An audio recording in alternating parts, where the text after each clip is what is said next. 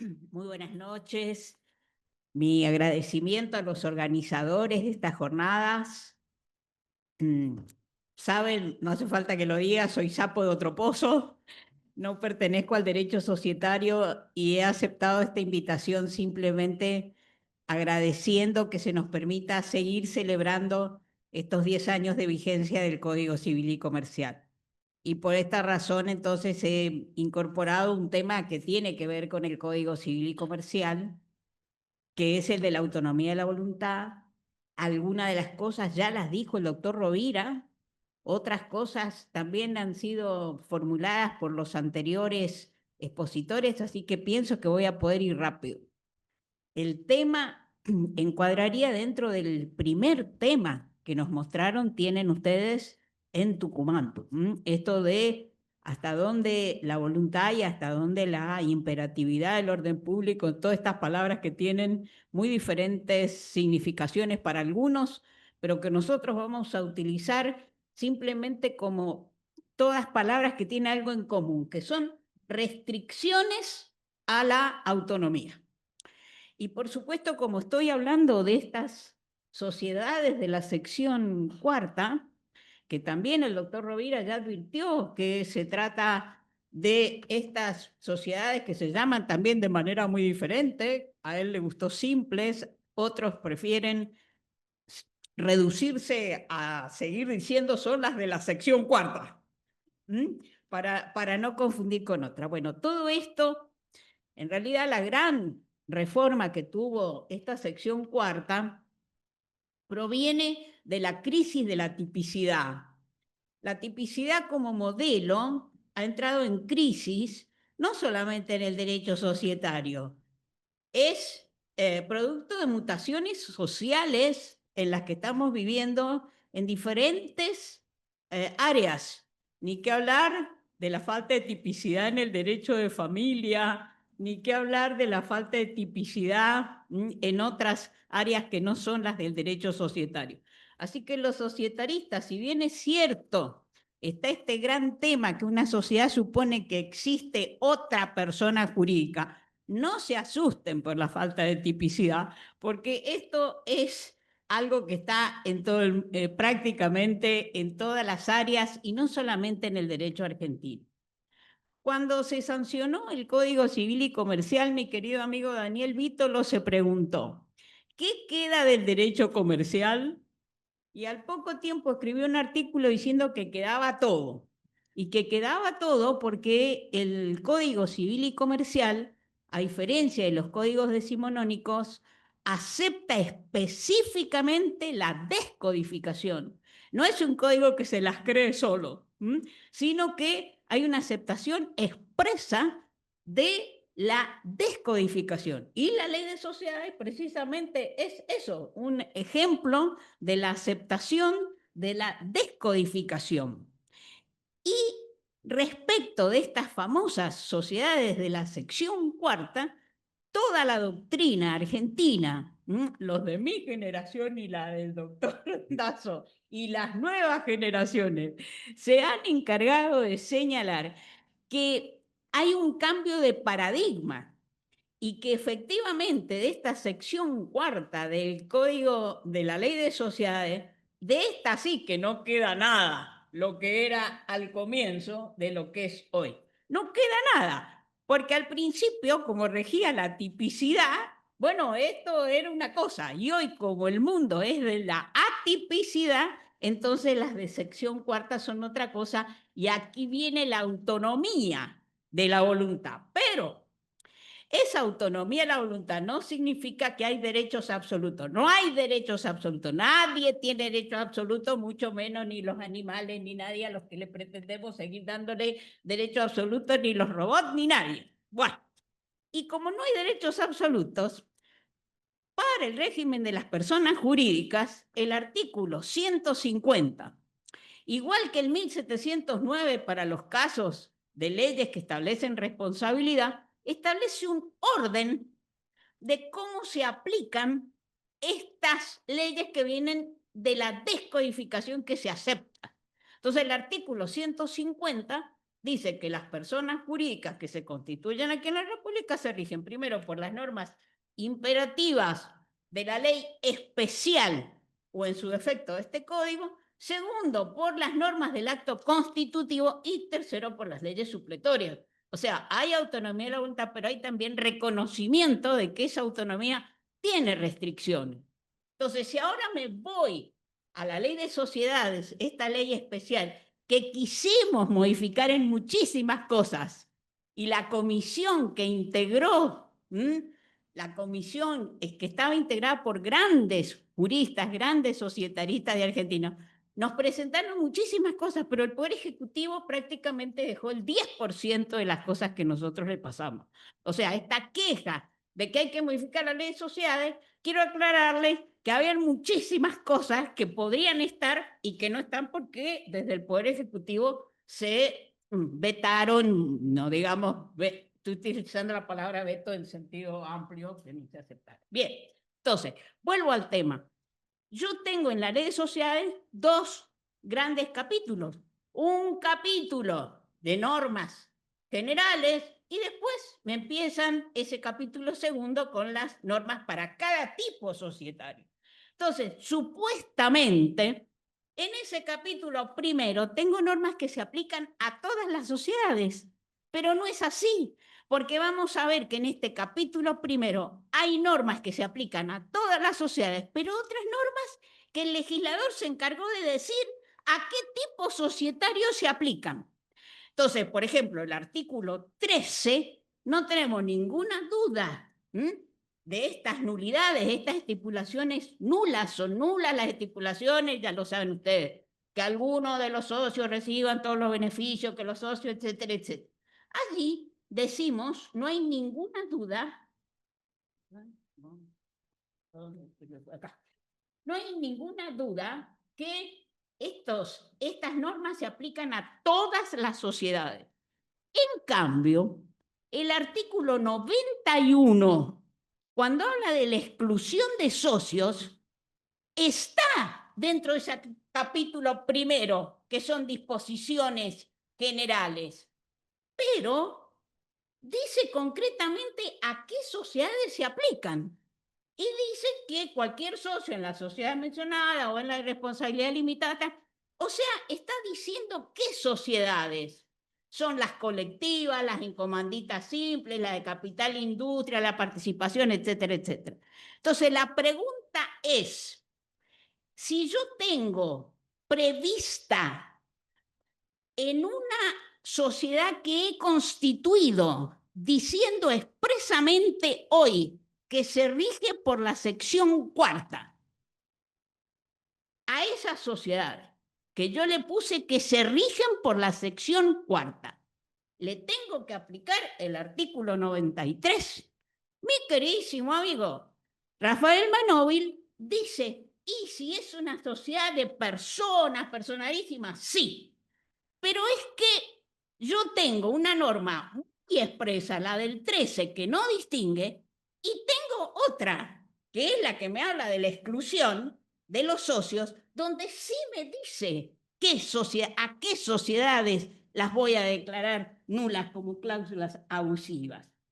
Entonces, insisto, una sociedad que dice expresamente que se regula por la sección cuarta y le pongo una cláusula que dice el socio podrá ser excluido sin causa, pero le pongo a ese sin causa el condicionamiento del 13, o sea que se va a ir sin causa, pero se va a ir con una indemnización, una compensación que le responde a los cánones del 13, o sea que no va a poder ser declarada abusiva. ¿Se entiende? O sea, de hecho, sin causa, no me interesa tener temas en esta sociedad. No te quiero tener en esta sociedad. No te voy a decir por qué, para que no te ofendas. Pero no te quiero acá. Pero mira, la compensación que te corresponde es esta y sacamos las cuentas y responde a todos los cánones del 13. Esa es la pregunta que nos estamos haciendo. Si hoy a esa cláusula que tengo regida por la más grande de las autonomías, porque hoy las de la sección cuarta son válidas entre los socios, etcétera, etcétera, esa cláusula está fulminada en nulidad por el 90 y el 91. O sea, si yo le puedo aplicar el 90 y el 91.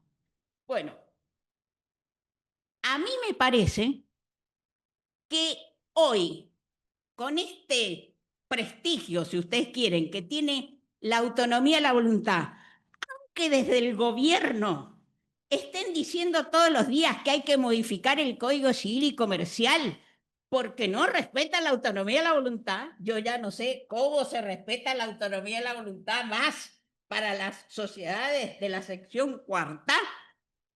Entiendo yo que podría ser válida esa cláusula, siempre y cuando respete el 13, porque el 13 sí, que es una norma imperativa. Eso es lo que yo quería decir y como estamos tan tarde, estoy reduciendo mucho el planteo, pero para que podamos después discutirlo. O sea, para que quede claro, el 90 y el 91 no se le aplicarían automáticamente a las sociedades regidas por la sección cuarta. El 13 sí se aplica. Esa sería lo que yo creo que se podría discutir en Tucumán. Gracias.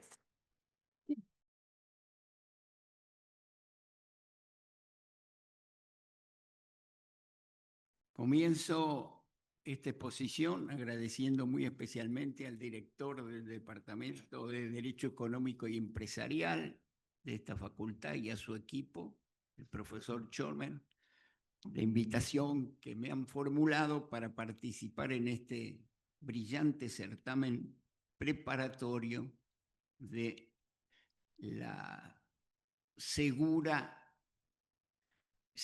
éxito del Congreso de Derecho Societario en Tucumán. Yo he titulado esta ponencia como del capital mínimo al capital nimio.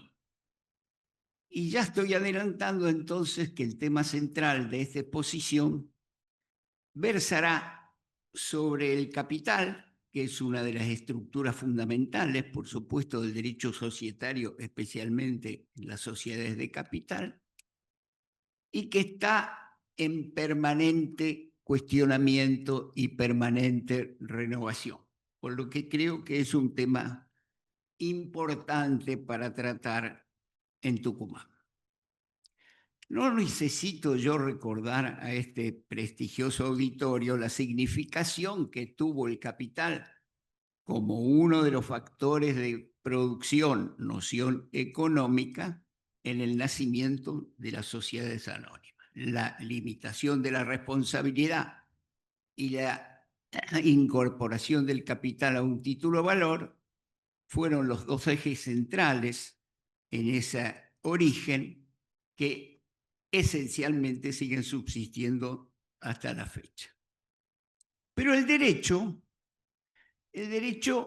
generó paralelamente a esa noción económica una noción jurídica del capital a la que denominamos capital social, que en su expresión más simple, en su formulación nominalista, decimos que es esa cifra representativa de los aportes que suscribieron los fundadores en el momento de la Constitución. Alrededor de esa noción de capital social se fueron generando un conjunto de normas del derecho universal de las sociedades anónimas que hoy pueden resumirse en dos funciones esenciales.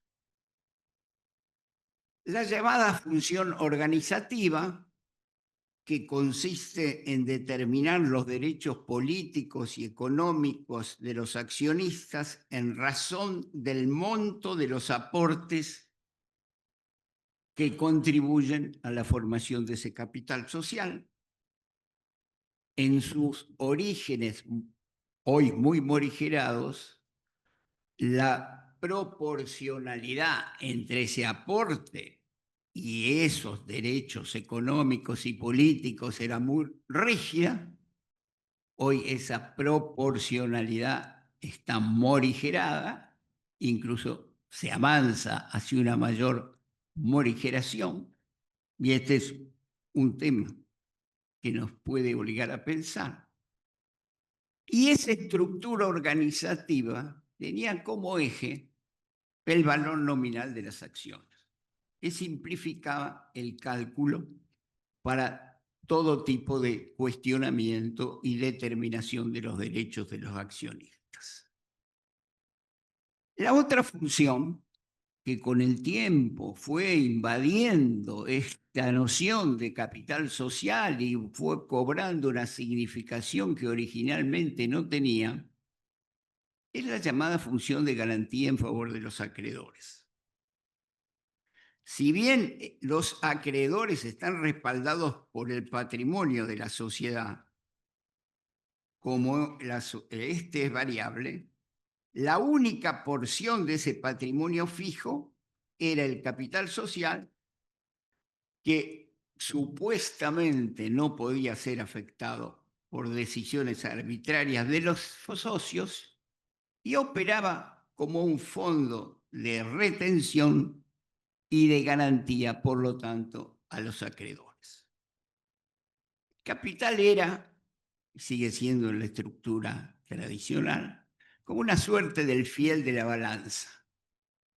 Los accionistas aspiran legítimamente a que su aporte, aquel aporte inicial, rinda dividendos. Y en consecuencia siempre están prestos a obtener alguna rentabilidad de aquel aporte a través de los dividendos. Por el contrario, los acreedores aspiran a la permanente patrimonialización de la sociedad para asegurarse el cobro de sus créditos. El capital social, en este esquema tradicional, es este fiel de la balanza que equilibra los derechos de unos y otros, fijando reglas muy estrictas de qué manera se puede transferir dinero en favor de los accionistas, en protección de los acreedores. Esos supuestos derechos de los acreedores hoy están fuertemente cuestionados y la función de garantía hoy encuentra pocos defensores en el mundo del derecho societario. Estaba estructurada entre dos ideas centrales: un capital mínimo que debía suscribirse, integrarse a la brevedad en el momento constitutivo, que en el caso hoy de la Argentina, 30 millones de pesos para las anónimas, y la imposición de liquidar la sociedad, o sea, liquidar la empresa, en el supuesto que se opere una pérdida grave, total o parcial, según el derecho que tengamos en cuenta, si no se recompone ese capital vía reintegro o vía aumento. Veamos si estos dos núcleos centrales hoy tienen sentido. O sea, si hoy se justifica esta supuesta protección a los acreedores vía el capital social.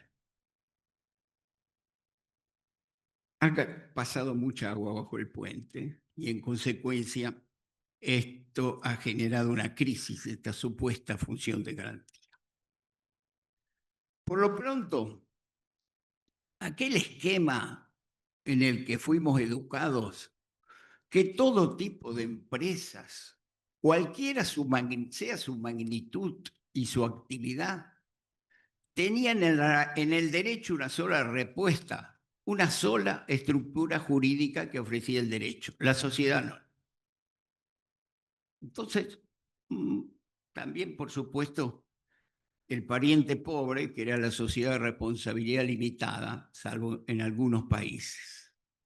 Pero la sociedad anónima era una suerte de estructura tan flexible que servía en su magnitud para la gran empresa y en su minimización para la pequeña o mediana empresa.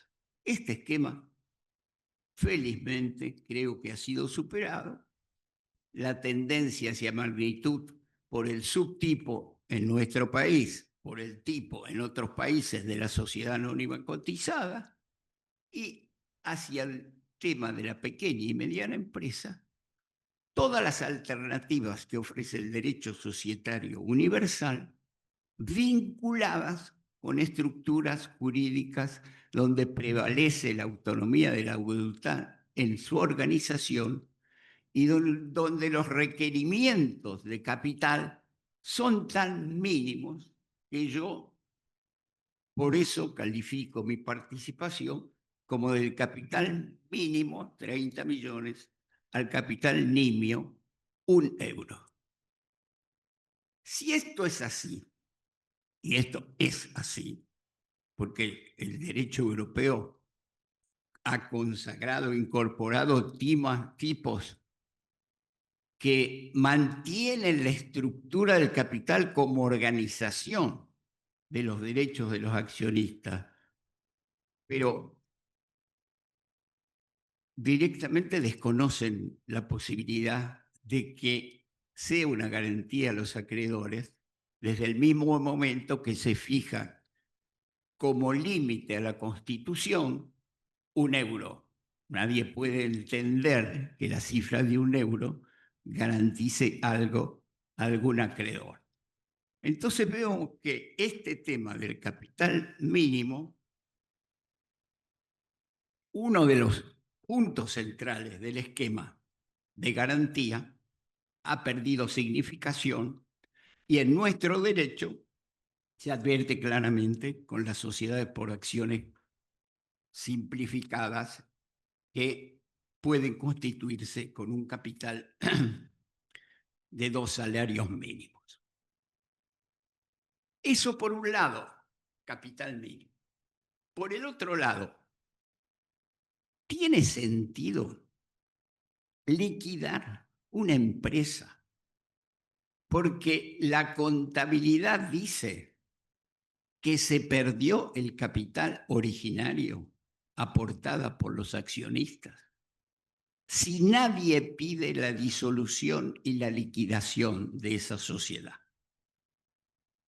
Ese parámetro, que es un parámetro jurídico contable, no siempre responde a la realidad de esa actividad empresaria. ¿Por qué vamos a obligar a la decisión de disolución y liquidación de una empresa que nadie pide su disolución y liquidación?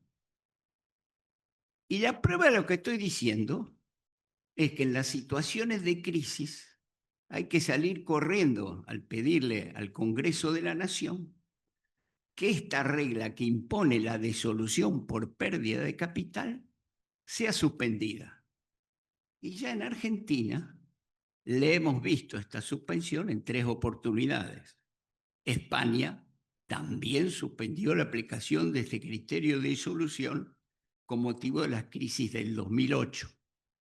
Con lo que esta regla de supuesta protección a los acreedores en la medida que obliga a liquidar una empresa es una suerte de paraguas solo útil los días de sol.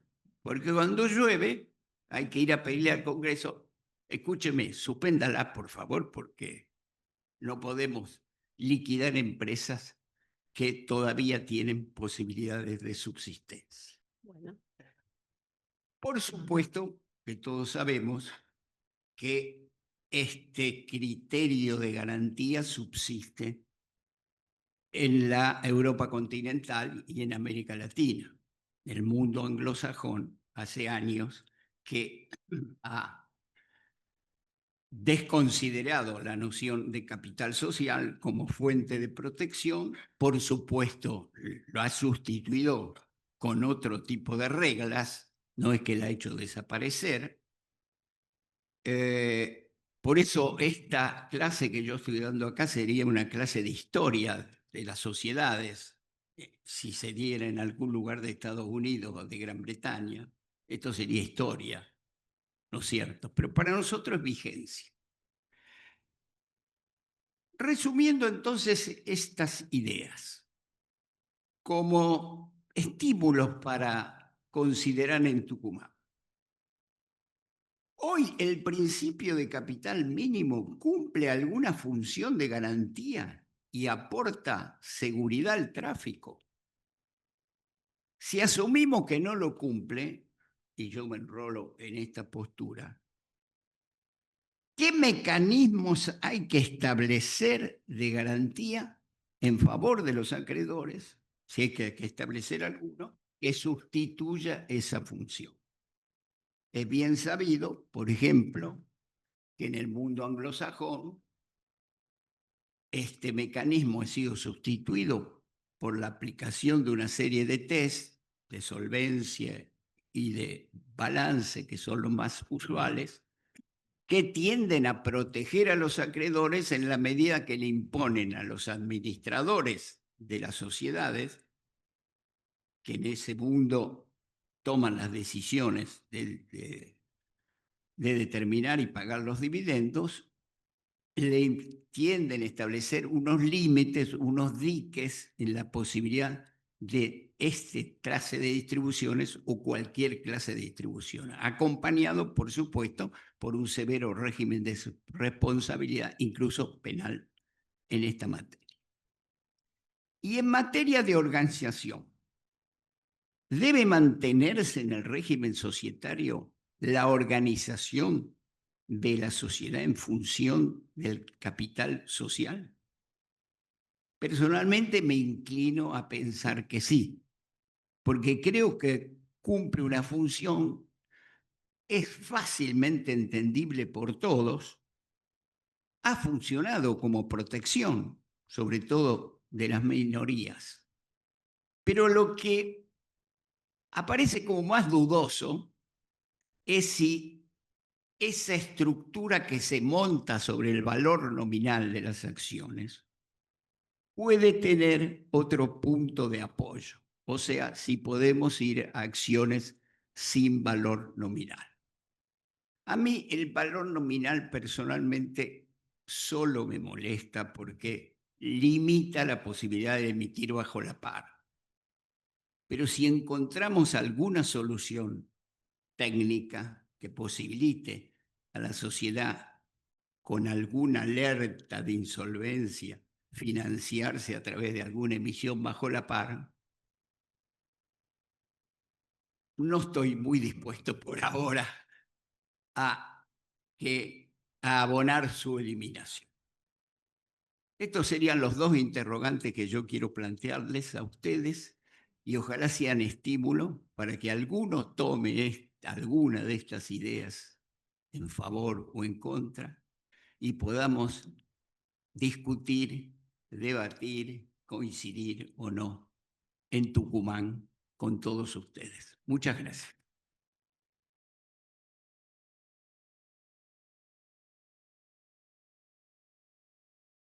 Como siempre, gracias a Dios, que es el Señor de los caminos, que permite que hoy, una vez más, estemos juntos. Y si algo es importante en esta oportunidad, es esto, el de estar juntos, el de pensar juntos, el de sentir juntos, el de estar donde queremos estar, que es en un pensamiento permanentemente increciendo en torno al conocimiento. Alguna vez, como abogado preocupado por el sustrato moral que es el común denominador de nuestra actividad, me pregunté qué es el bien y qué es el mal, para saber que cuando defendíamos algún derecho nos equivocábamos, cumpliendo con la obligación de defender el interés del cliente. Y no encontraba respuesta. Alguna vez leyendo uno de esos libros que mi mujer solía dejarme en la cómoda para la trasnoche, cuando despertaba, encontré uno que se titulaba, ¿no me escuchan bien? ¿Sí? ¿Me escuchan bien atrás? Oiga el micrófono, me hace decir lo que él quiere. Alguna vez entonces me pregunté ciertamente qué es el bien, qué es el mal. Y encontré la respuesta.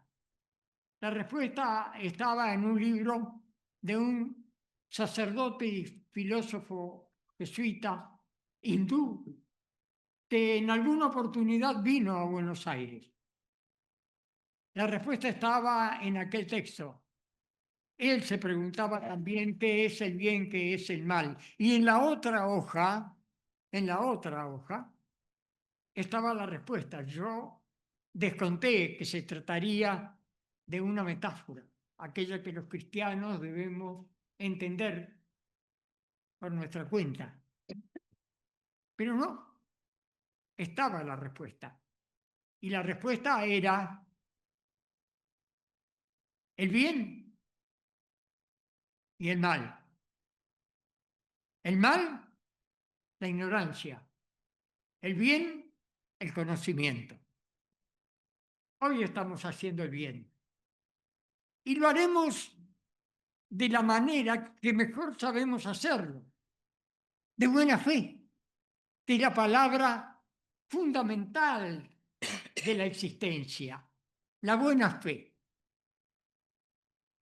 De buena fe les voy a hablar hoy de algo que podría ser sumamente amplio, pero que está limitado por nuestra tolerancia, que fundamentalmente no la tengo en cuenta nunca.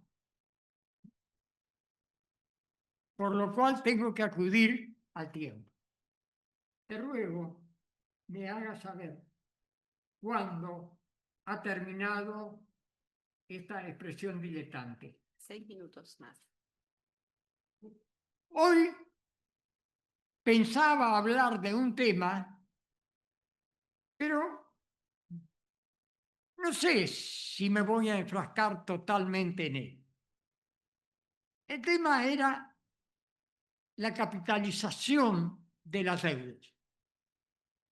La capitalización de la deuda que aparece ciertamente en nuestro derecho en el artículo 197 como el derecho de preferencia, que asiste a todo accionista que en ocasión de toda emisión tiene el derecho de permanecer en su condición de socio con una preferencia respecto de todos aquellos que no lo son.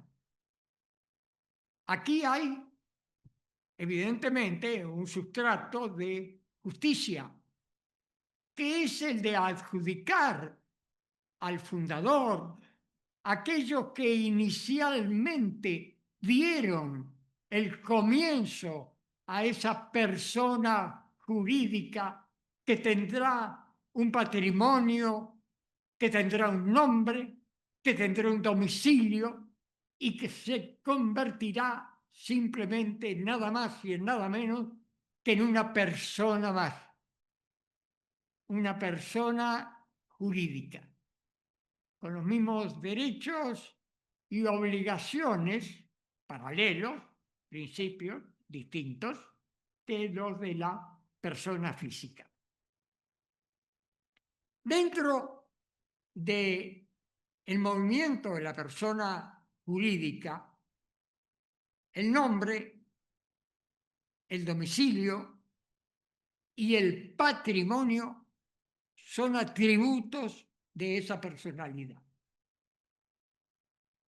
Hablábamos recién de principios, como de la mano me iré por un meandro de este causal.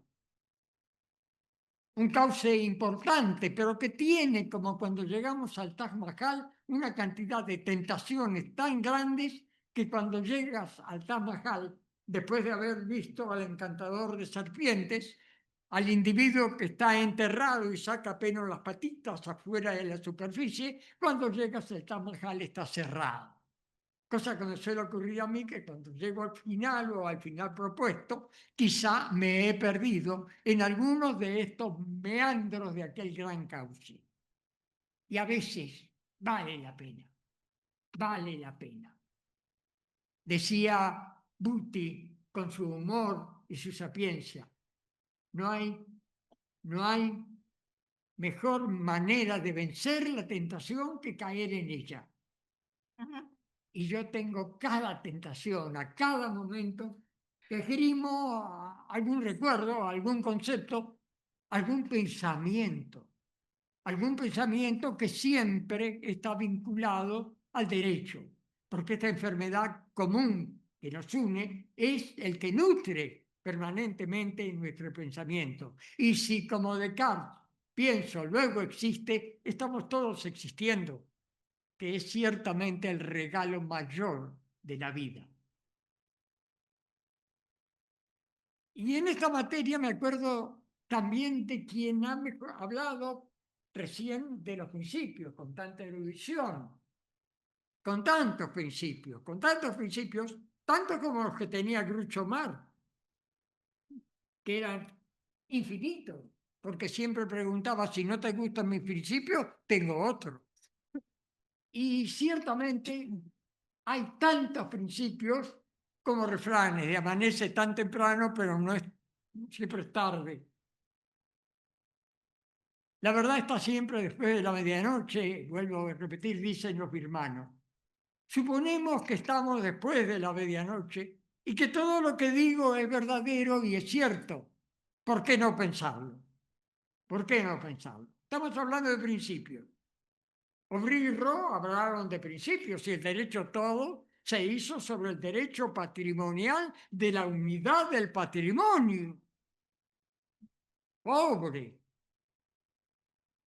Si salieran del sepulcro y encontraran que la vida negocial hoy tiene una característica principal en la que no existen los principios. ¿Por qué? Porque cada sujeto puede tener un patrimonio. ¿Y qué es el patrimonio? Un sujeto de derecho.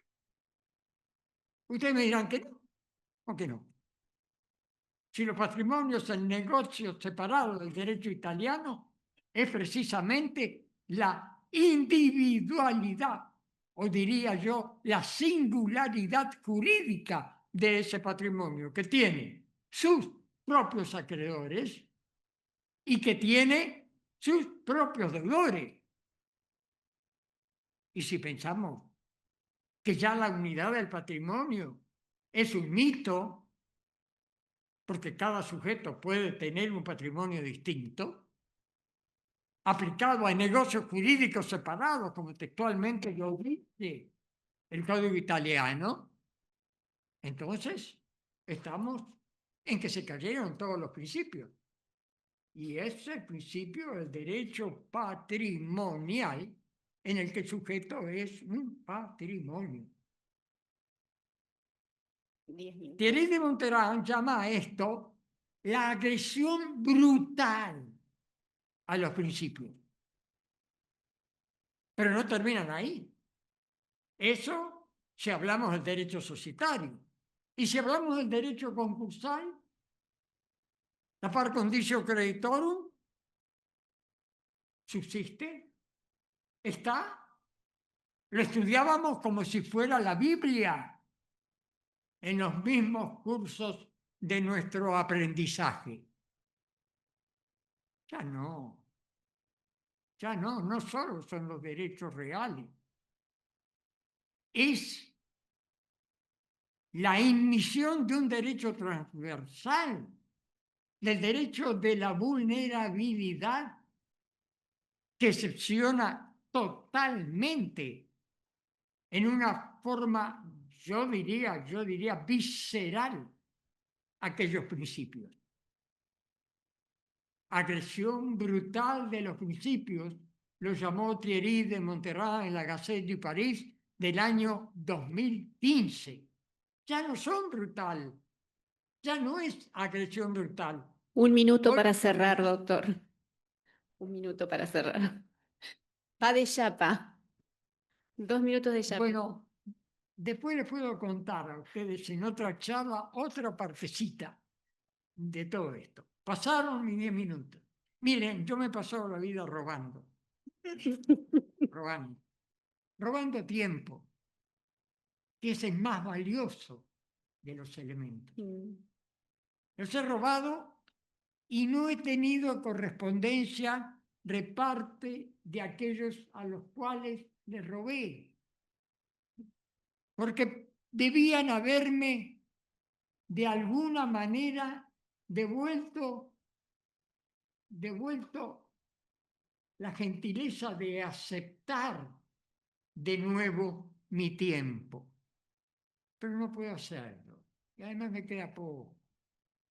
Déjenme lo que lo disfrute como lo he disfrutado hasta hoy. Lo demás, lo que pude decir, ya está escrito. Yo lo habría traído en inglés. Habría sido, sin lugar a dudas, un lujo. Pero no. No. Les diré que era muy bueno, que está escrito y que entonces lo pongo a disposición de aquellos que se ubiquen con quienes tienen más paciencia, generalmente conmigo, que es el doctor Schomer, a quien debemos en gran medida la magnífica, inolvidable oportunidad de encontrarnos, está el doctor Fabien Dubois, maestro de jóvenes y de viejos, porque es especialista también en la vulnerabilidad de la edad, entre otras especialidades, de modo tal que a ellos remítanse. Les agradezco mucho habernos escuchado, deben haber aprendido muy poco, pero de todas maneras yo estoy contento de estar con ustedes. Gracias. Van a tener 5 minutos cada uno para opinar respecto de la exposición del colega que prefieran. O sea que son 15 minutos en total. ¿Quién quiere empezar? Yo. Empieza el doctor Araya. No, porque quiero aprovechar la presencia de Aida, que es un lujo que nos hemos permitido hoy, y quiero tomar una palabra de ella, la decodificación. Para mí, si tiene una sabiduría, que tiene muchas, pero si tiene una sabiduría el código, es que ha asumido la decodificación del derecho privado patrimonial.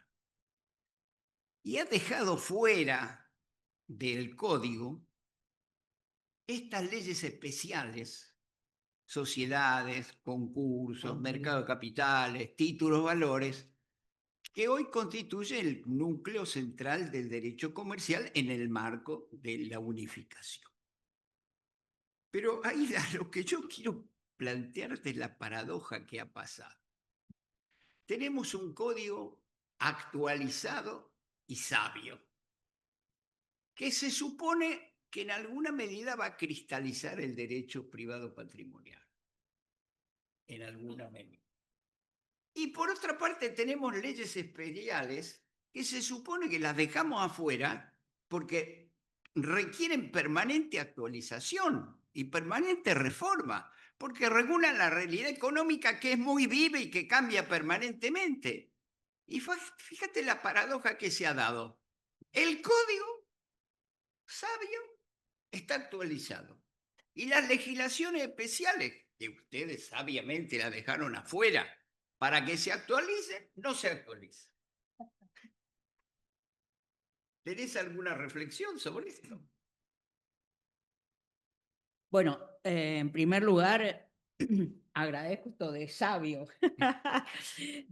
La reflexión es la siguiente. El fenómeno de la descodificación o decodificación, como la quieras llamar, es un fenómeno imparable, innegable y va a existir siempre. Desde que surge un código, empieza a modificarse a través de leyes especiales. O sea, negar la decodificación es ser ciego. No puedes negar. Entonces, para nosotros era fundamental partir de la realidad. Y la realidad es que las leyes especiales existen y es un fenómeno que no se puede parar. Estamos de acuerdo. Y, como vos decís, es precisamente para esa materia más cambiante. Entonces, ¿qué pretendió ser el Código Civil y Comercial? Pretendió ser una especie de eje, una especie de columna vertebral. Como alguna vez se dijo y les encanta a mis amigos italianos, es como el Sol y que las leyes especiales son los satélites que andan ahí. ¿Qué es lo que le da unidad al sistema? Lo dijo tu colega de Santa Fe. La unidad al sistema la dan los artículos 1, 2 y 3. La constitucionalización y la convencionalización del derecho privado. Eso es lo que le da unidad. Y el artículo 3, que es el que permite la renovación. Porque el artículo 3 lo obliga al juez a un plus en la argumentación. Y ese plus en la argumentación es la razonabilidad. Y la razonabilidad no le puede cerrar los ojos a la realidad y por lo tanto la interpretación que se hace de los textos siempre tiene que ser dinámica. Entonces, a través de estos artículos 1, 2 y 3, hay un código que admite la descodificación, que intenta, a través de estos artículos que yo mencioné, el 150, el 1709, etcétera, etcétera, darle al juez alguna orientación de cómo manejarse con las leyes especiales. Con esto de llamarle imperativo, llamarle orden público, no vamos a entrar en esta discusión. Imponible. Porque el principio fundamental es que no hay derechos absolutos. ¿Y por qué no hay derechos absolutos? Nadie los tiene. Porque los derechos, aún los fundamentales, pueden entrar en conflicto. Entonces, cuando entran en conflicto los derechos, y siempre, y esta tarde ha sido puros conflictos que entran puros derechos que entran en conflicto. Lo de los acreedores por un lado, lo de los socios por el otro, etcétera, siempre entras en conflicto. Entonces, ahí viene el principio de la proporcionalidad, que a algunos nos vuelve locos, que cómo es esto de traer la proporcionalidad al derecho privado, pero es lo que le da unidad al sistema. Si las leyes especiales no se modifican, es un problema de nosotros los argentinos, que vivimos en un péndulo que va de un lado al otro lado del péndulo. Mi hermana, que trabaja mucho en creatividad, que no tiene nada que ver con el derecho, es coreógrafa de ballet, por eso. Pero ella me ha trasladado una idea que yo la acepto y la sigo pensando sobre este problema del péndulo. Los argentinos tenemos que terminar con este péndulo que va de un lado al otro. Hay que pensar en el péndulo de Foucault, que se maneja circularmente, permitiéndome traer diversas realidades y esas en círculo, no de un lado para el otro, sino en círculo para poder comprender la complejidad social y no mirar las cosas con un solo ojo. Mirar las cosas con un solo ojo es propio de los totalitarismos. Esto me lo enseñó Ciro Caldani en Rosario. La gente que mira las cosas desde una sola perspectiva, esa es la gente que te lleva a los gobiernos autoritarios. tenés que empezar a mirar la complejidad social. Y la complejidad no se puede negar. Entonces no te puedes ir de un extremo al otro extremo. Siempre tenemos que entender, aunque ya no sea el mensaje, es el mensaje de Dazo, el mensaje tuyo, el mensaje de nuestra generación. Es difícil trasladarle a los chicos esta idea de que el equilibrio es un valor. Hoy la gente cree que el equilibrio no es un valor, que tenés que estar allá o allá. Y el código no quiere eso. El código quiere el equilibrio. Y quiere el equilibrio entre los tres valores fundamentales del constitucionalismo moderno con una relectura. Autonomía, sí, pero esa autonomía está limitada, que es la libertad de los franceses, está limitada por otro principio, que es aquella fraternidad de los franceses que hoy le llamamos solidaridad, responsabilidad. Hemos hablado vos, decir capital no, la responsabilidad es la directora. Entonces, llevaste a la responsabilidad. Entonces, libertad, autonomía, limitada por la fraternidad que hoy es responsabilidad y por un principio de igualdad real, no igualdades formales. Que hay que ponerlo en equilibrio, que eso es difícil, claro que es difícil. Y por eso requerimos buenos jueces y requerimos en las sociedades buenos administradores. No nos conformamos con la mediocridad. En todos los ámbitos, el que decide, el que tiene la posibilidad de tomar una decisión sobre los demás, tiene que tener el equilibrio suficiente que te da la razonabilidad. No sé si eso me lo da la inteligencia artificial. Vamos cerrando, por favor, Sí. que nos van a A lo desalojar. mejor sí, pero no sé si ese equilibrio me lo va a dar la inteligencia artificial. Cierro. Gracias, Aida.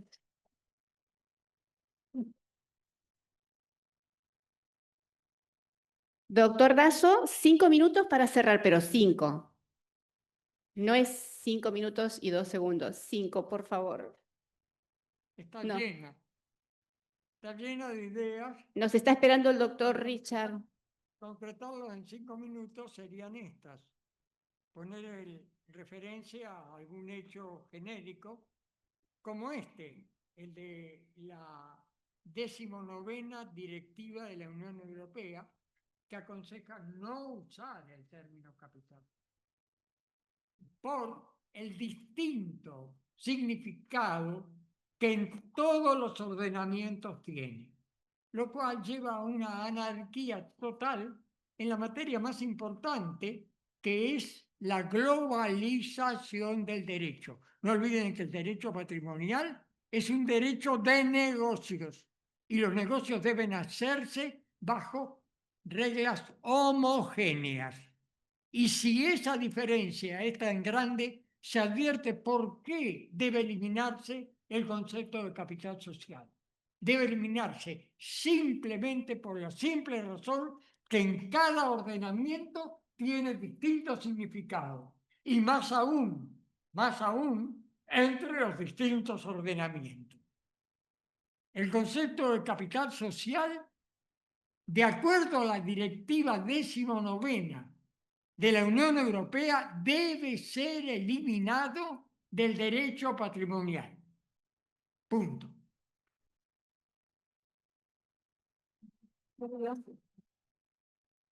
Concluido este magnífico conversatorio, tengo el honor de llevar a todos los asistentes a la provincia de Córdoba, donde nos espera el doctor Hugo Richard para ser entrevistado.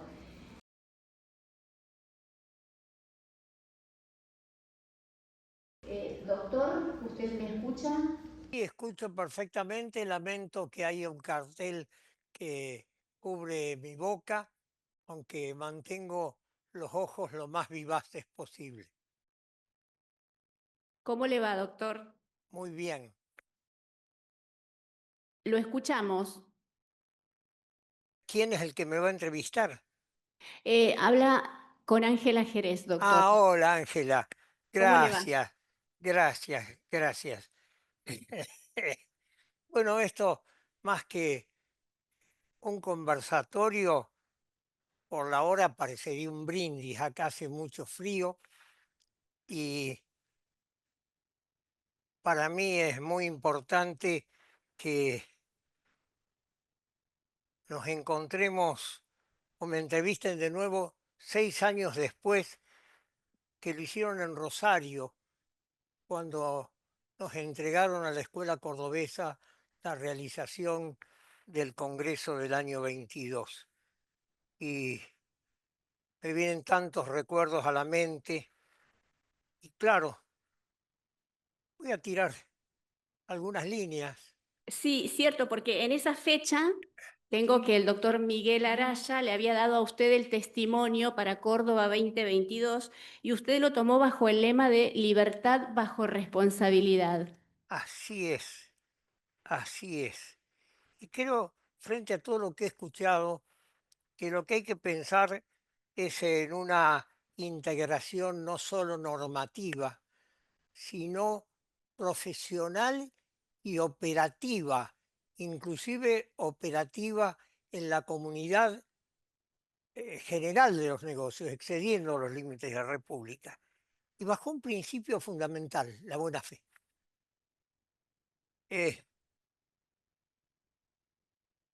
Efectivamente, en esa fecha, Miguel Araya me dio el testimonio para Córdoba y yo lo tomé, como usted recuerda, bajo el lema libertad bajo responsabilidad. Y así es, ya la enarbolábamos muchos años antes, de los que veo acá rápidamente, con Juan Carlos Veiga,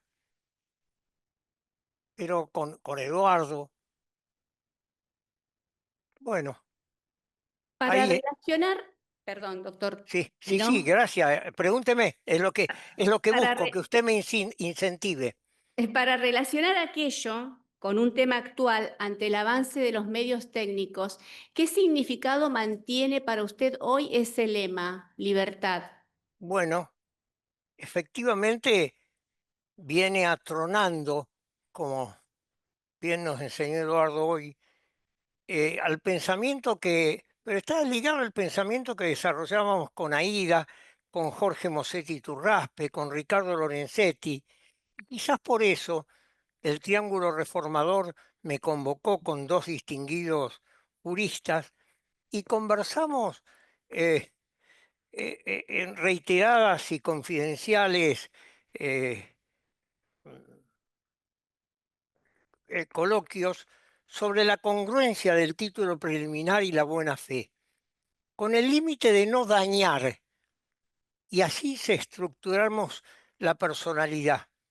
Y allí nació la sección cuarta, aunque se frustró un análisis integral de la sociedad unipersonal por razones totalmente ajenas a la comisión, que inclusive me confió su explicación en las notas introductorias. Doctor, y en su criterio, ¿cuál es la evolución de sociedades con ínfimo o sin capital? Bueno, integra la visión sobre la libertad. La función de garantía del capital es una noción antigua. Lo marcábamos al recibir el premio Academia en 1981. Lo importante es la viabilidad, subrayo, la viabilidad patrimonial de la misma, y eso lo reiteramos con Araya y algunos más para zanjar las diferencias entre Fargós y Lepera en la comisión del Ministerio de Justicia del 92. Acordate, Miguel, en que sugerimos un nuevo tipo social, impensado, la sociedad por acciones simplificada, y donde el capital social estaba prohibido de expresar, algo que repetimos luego en la sección cuarta, con personalidad de oponibilidad limitada, y en el artículo 100 reformado, cuando se eh, constituyó el nuevo Código Civil y Comercial. AIDA reparó en los límites de la autonomía estatutaria en el artículo 13 en ese año y luego pasaron muchas cosas. El engarce entre Ley General de Sociedades y Código Civil, y por último en el 17, la Ley de Sociedades de Emprendedores, que viene derrumbando barreras, pero debe mantenerse el límite de la buena fe y del no daño. Justamente el capítulo de disolución y liquidación de la Ley General de Sociedades es expresamente referido como mantenido por la Ley de Emprendedores. Y creo que las sociedades simples van mucho más allá que algunos recovecos de la ley de acciones simplificadas. Doctor, manténgase ahí en la posición que estaba recién, que se le ve todo el rostro, porque si no se le Bueno, veía solo la frente. trato. Le, Gracias. le pregunto, sin capital, ¿cómo se configurarían las alertas tempranas y las previsiones del artículo 94 de la Ley de Bien, Sociedades? desde el año 72, y particularmente frente al concurso de sociedades, sostuve que la Ley de Sociedades traía un excelente sistema de alerta temprana, balances oportunos y una memoria que imponía mirar un año por delante. Y lo recordamos esto mucho con Jorge Fusimi, y desde el año 12, con Juan Carlos Veiga, nos embarcamos en un título provocativo: el contraderecho, las costumbres contralegen en, en el concurso de sociedades. La pérdida total del capital social puede ser real o meramente contable. Es una alerta temprana. Existe desde el año 72 en la Argentina y se mantiene todo el tema de contabilidad sobre la personalidad jurídica hoy en los artículos 150 y 140 y subsiguientes. Si es real, marca una inviabilidad que hay que corregir. Y el artículo 96 marca las opciones imperativas, no obliga de ninguna forma a disolver la sociedad. Recién ahora se comienza a hablar de la capitalización de deuda. Recuerden el caso Vicentín, que fue recordado aquí. Y sobre ello alertamos en el año 67 por los tiempos incorporados al suscriptor provisorio, frente a la necesidad urgente de capitalizar y interesados. El sistema de defender el derecho de preferencia demoraba esto. Y mi tesis es del año 67, con el proyecto Malagarriga y Astiria, y sosteníamos, y sostenemos ahora, el tema del suscriptor profesional o underwriter. Doctor, un tema muy debatido es la responsabilidad de los administradores y de los socios. ¿Qué opinión le merece? Bueno, es un tema muy debatido. Es la responsabilidad de administradores y socios.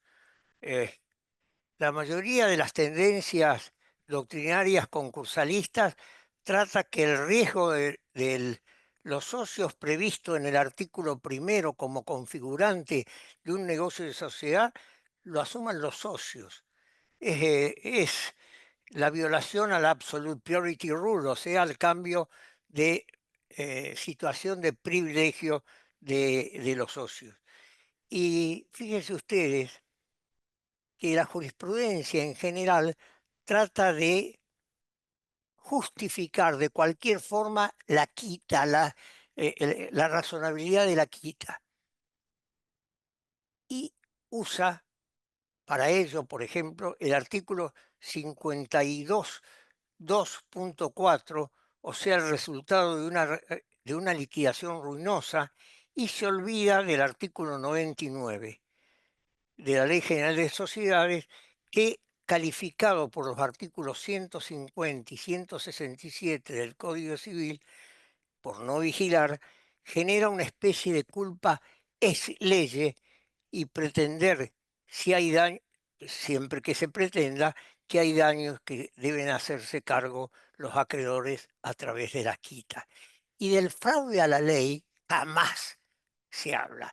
Y el fraude es a la estructura de riesgo que deben asumir si constituyen una ley de sociedad, una sociedad, deben asumir los constituyentes. Doctor, se está hablando mucho de la personalidad jurídica de la inteligencia artificial. ¿Qué Así opina es. al respecto?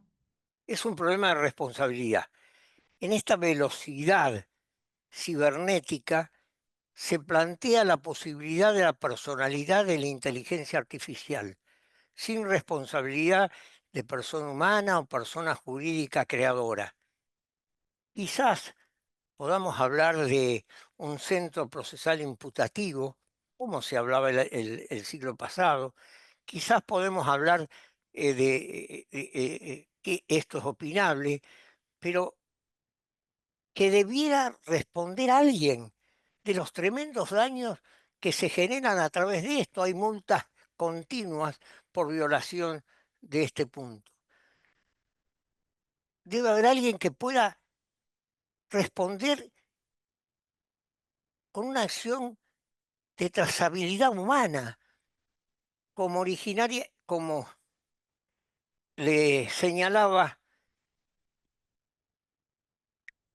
a Osvaldo Gómez Leo. Ayúdame, Negro Gómez, para mantener la trazabilidad de los negocios, y le mostraba en ese homenaje que le hice el año pasado cómo desde hace muchos años viene violándose la trazabilidad en los negocios, lo cual a mi entender sería funesto.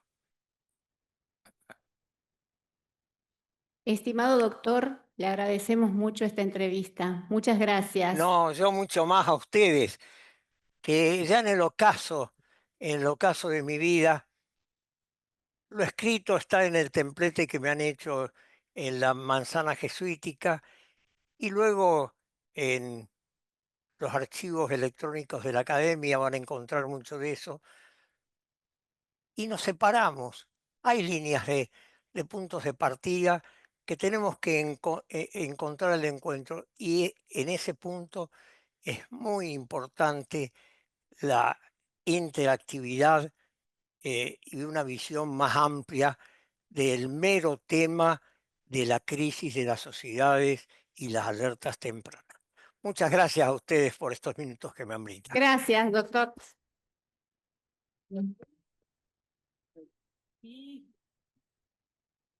Bueno, y así damos por concluidas estas jornadas. Les Gracias, Osvaldo agradecemos. Chomer.